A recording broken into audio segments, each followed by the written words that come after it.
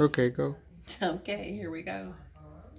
My name is Marilyn Ellie. I'm a member of the Indian Point Safe Energy Coalition, and as many on this list know, I've been working to close Indian Point for a long time. I've been doing occasional video updates for people who get way too much email, which is most of us, and this is the next one in the series. I hope you find it useful. This is short, trying for less than 3 minutes. We'll see if I make it. First of all, the good news. Unit 2 closed. It closed April the 30th, and nothing happened.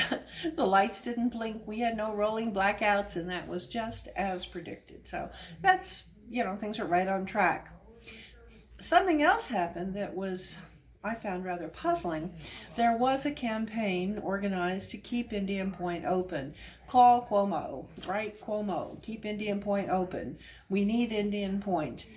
It was organized by some activists in Orange County. Pramila Malik is one of them. She wrote a letter with James Hansen to the governor asking him to keep Indian Point open because she's very afraid that once the nuclear plant closes, other gas plants will be built to, quote, replace the energy. I want to be real clear on something here.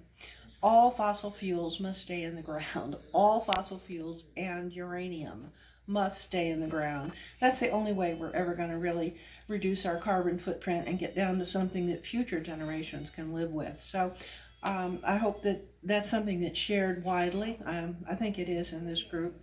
You can give it some thought, and if there are disagreements about that, we can talk. But her concern over air quality is an incomplete narrative, and it always has been. There's a lot more to nuclear plants, and they're not carbon free and they're not pollution free. So I'm just going to say right now, Indian Point is going to close. I don't think you'll see any uptick in the air. She does have a study, but the way the numbers are being quoted is really odd. You can look at the study and see for yourself. It's all over the internet on Keep Indian Point Open. But I have no doubt at all, because of the studies that we have gotten together, the studies that we have read, particularly the one from the Bureau of Coastal Management that says we don't need the electricity and it won't make a difference in the carbon footprint.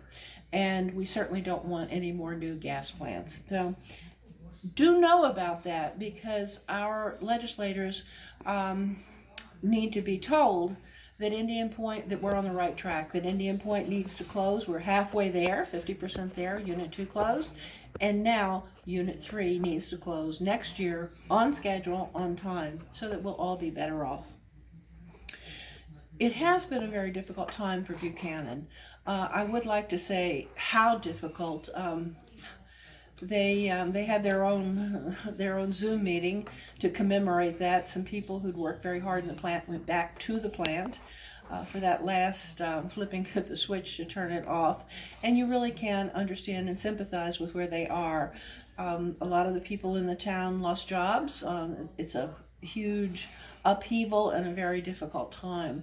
So that is nothing to celebrate. And I want to be real clear on that nobody is celebrating the sorrow that town is going through now. I'm very glad that there are some funds that have been put aside. I hope that they still come through with the pandemic. And they will need help. They're a reactor community that depended heavily on a corporation that left town and really sort of left them stranded. But there is hope and there is help.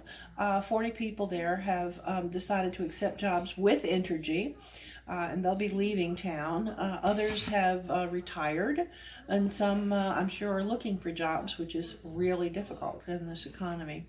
So do understand that we're not celebrating the fact that these people are having hard times. We really appreciate what they have to go through, and it's not our fault, I guess I'd sort of like to say.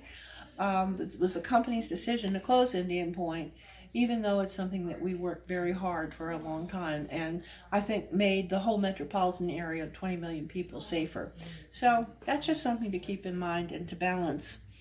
There is a campaign now called BIP, Beyond Indian Point. You can look that up too and find out all the information. They had their launching last week. Tim Johnson did his usual great kind of presentation, and Jessica Allays of Food and Water Watch was there. So do take a look. The video is posted.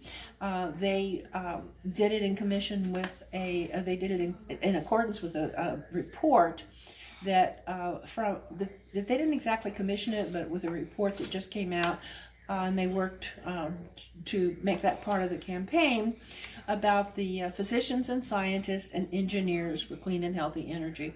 So you can take a look at that piece of work, which is posted on their website, and see what you think about it.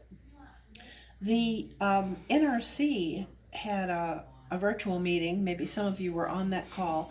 It brings up quite a few questions about future organizing. They control the mute button. If we had to do this during past organizing efforts to close Indian Point, there's no way we could have succeeded. It is troublesome because of the just what it brings up in regard to how we can participate and how they're required to hear our voice.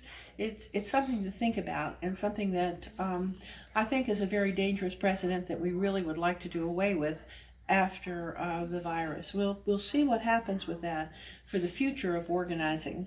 That's something to really keep in mind as we go through this new time. The last bit of news is about the Decommissioning Oversight Board. I don't have any definitive information for you, but the DOB, as it's been called, did go to committee. Sandy Galiff and Peter Harcum are very enthusiastic about it. We've talked around here to a lot of legislators. I hope you've talked to some of your New York City state, from some of the legislators that represent New York City, the ones that people... let me try that again. The legislators that are representing people from New York City in the state legislature. That's what I'm trying to say. We need to contact all these people and let them know that Indian Point closed. There was not a problem. We're anticipating the same thing for next year. And the campaign to close Indian Point is misguided. It's probably smart to sort of inoculate them with that idea too. So we'll see what happens with the DOB. We don't know yet exactly where it is because things in Albany have sort of gone dark with the pandemic. But if it's not passed this session, it'll certainly be reintroduced in January. So stay tuned, and thank you for watching. And if you have any questions, let me know. And I'd like to hear from you. You have my email, so let me hear if you have other questions you'd like to have answered or other comments you'd like to make. Thanks a lot. Bye.